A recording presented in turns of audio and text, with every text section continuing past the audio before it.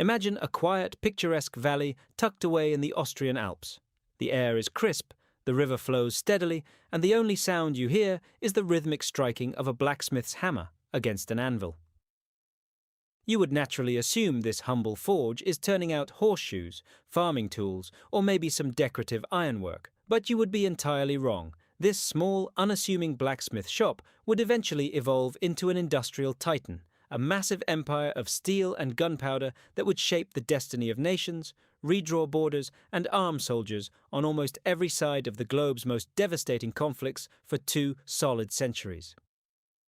This is the story of Steyr, a name that echoes through the annals of military history, yet began with calloused hands and an Alpine forge. When we think of legendary firearms manufacturers, names like Colt, Winchester, or Mauser usually dominate the conversation. But the story of Steyr is arguably more fascinating, more expansive, and certainly more complex. It's a story of incredible engineering genius, cutthroat business tactics, the darkest chapters of human history, and the relentless drive to innovate. To understand how a blacksmith shop conquered the world of arms, we have to travel back to the early 19th century.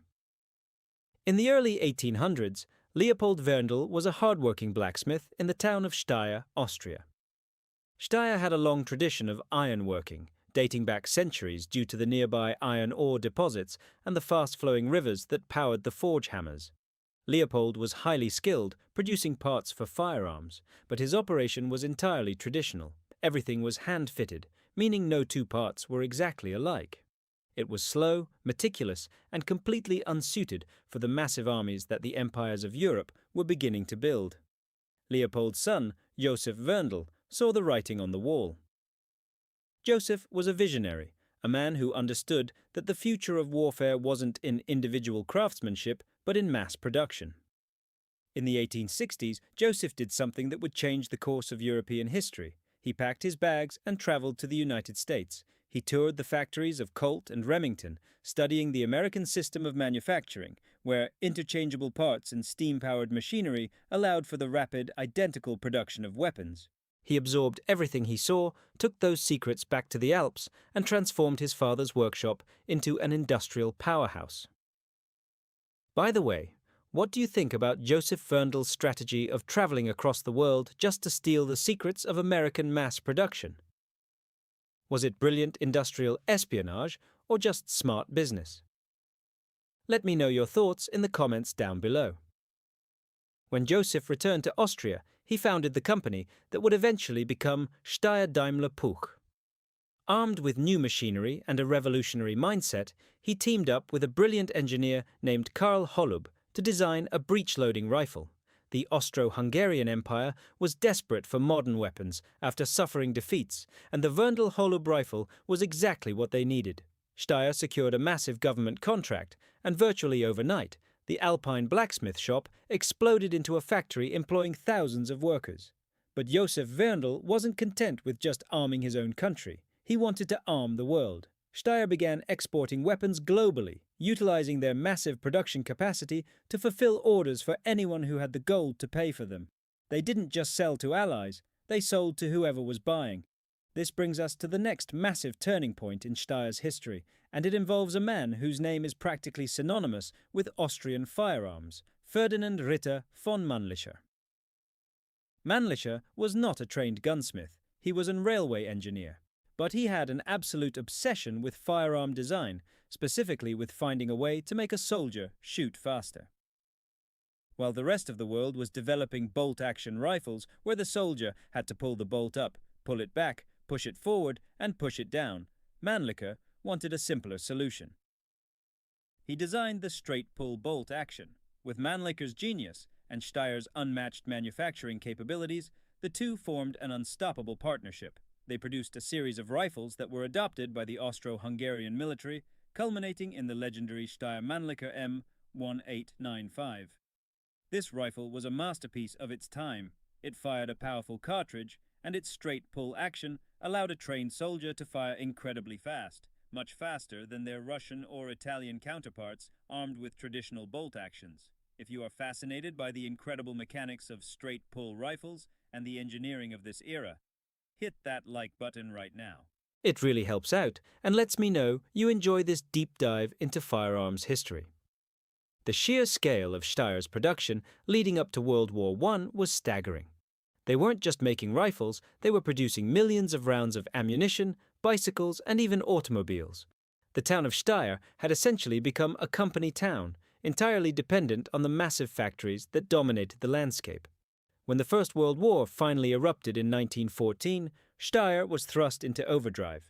They produced over 3 million M1895 rifles, along with the Steyr Hahn M1912 pistol, a rugged, incredibly reliable sidearm that served Austro-Hungarian officers in the brutal trench warfare of the Eastern Front and the freezing altitudes of the Alps. But as we know, the First World War ended in disaster for the Austro-Hungarian Empire. The empire was completely dismantled, and the once mighty Steyr factory was suddenly located in a tiny, economically ruined Austrian republic. The Treaty of Saint-Germain strictly limited what weapons Austria could produce, effectively banning Steyr from manufacturing the military firearms that had built their empire. For many companies, this would have been the end. But Steyr was resilient. They pivoted. The same machines that had churned out rifles for the trenches began producing typewriters, bicycles, and high-quality automobiles. They survived the turbulent 1920s by diversifying, proving that their engineering prowess extended far beyond the battlefield. However, the shadows of war were gathering once again. In 1938, Nazi Germany annexed Austria in the Anschluss. The mighty Steyr factories were immediately absorbed into the massive industrial machine of the Third Reich, specifically falling under the control of the Reichswerker Hermann Göring. This marks the darkest and most tragic chapter in the company's 200-year history. Steyr was forced to pivot back to weapons production, but this time it was for the Nazi war effort. They became a massive manufacturer of the German KAR-98K rifle, the MP-40 submachine gun, and the terrifying MG-42 machine gun. To meet the impossible production quotas demanded by the German High Command, the factories relied heavily on forced labor. A subcamp of the notorious Mauthausen concentration camp was established nearby, and thousands of prisoners were forced to work in the Steyr factories under brutal, horrific conditions.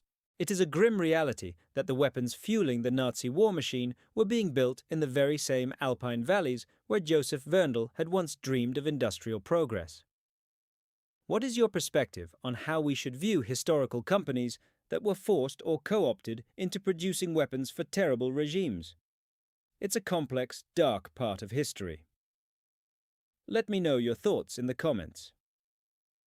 When World War II finally ended in 1945, the Steyr factories were in ruins, heavily bombed by Allied forces and later occupied by the Soviets and the Americans.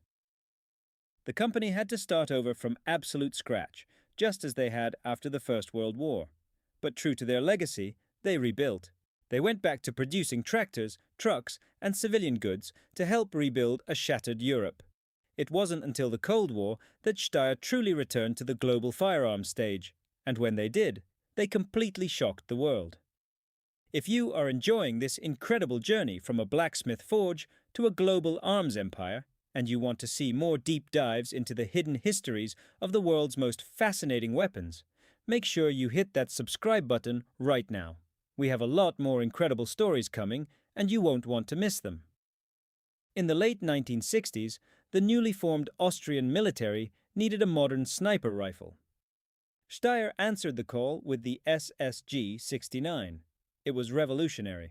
Instead of a traditional wooden stock, it used synthetic materials. It featured a cold hammer-forged barrel, a manufacturing technique Steyr perfected that provided incredible accuracy and durability. The SSG-69 became the gold standard for police and military snipers around the world for decades, but their greatest triumph of the modern era was yet to come. In the 1970s, militaries were looking for the next evolution in infantry weapons. They wanted rifles that were short and compact for mechanized infantry, but still had the barrel length of a full-size rifle for accuracy and range. Steyr's engineers went back to the drawing board and completely ignored a century of traditional firearm design. In 1977, they unveiled the Steyr AUG, the Army Universal Gewehr. It looked like a prop from a science fiction movie. It was a bullpup design, meaning the action and magazine were located behind the trigger, drastically shortening the overall length of the weapon. It was made extensively of high-impact polymers and plastics at a time when most generals still demanded wood and heavy steel. It featured an integrated optical sight as standard issue, a concept that was completely unheard of for a standard infantry rifle at the time. The world laughed at first. They called it a plastic toy. But then they tested it. The AUG was incredibly reliable, surprisingly accurate, and its modular design meant a soldier could change the barrel in seconds. It was a massive success, adopted not just by Austria, but by Australia, New Zealand, Ireland, and dozens of special forces units globally. The Alpine Blacksmith had once again armed the world, this time with a weapon of the future. Today, Steyr Arms continues to operate, producing high-end hunting rifles, modern sniper systems, and the legendary AUG. They have survived the collapse of empires, devastating world wars, economic ruin, and the transition from wood and steel to polymer and optics. When you look back at the 200-year history of Steyr, you aren't just looking at the history of a gun company. You are looking at a mirror reflecting the Industrial Revolution, the rise and fall of global superpowers, the darkest capabilities of human industry, and the undeniable brilliance of engineering. From a quiet forge in the Austrian Alps to the battlefields of every major